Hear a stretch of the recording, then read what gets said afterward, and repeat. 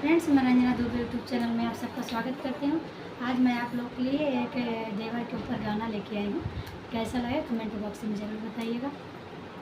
हमरा लफंगा देवरवा हुकुम दुबई में चलावे।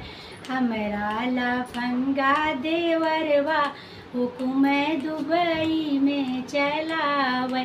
पूजा पाठ उनके मन ही न भावे।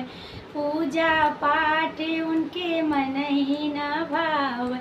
दुबई में डिस्को चलावे।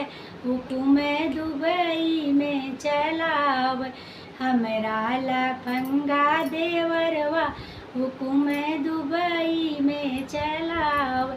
घर के भजनवा उनके मन ही न भावे। घर के भोजन उनके मन ही न भावे। बाहर से खाना मंगवावे। हुकुम दुबई में चलावे।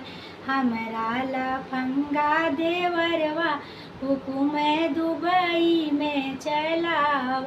घर के गेड़ुआ उनके मन न भावे। घर के गेड़ुआ के मन ही न भावे। बाहर से पानी मंगावे। हुकुम दुबई में चलावे। हमरा लफंगा देवरवा हुकुम दुबई में चलावे।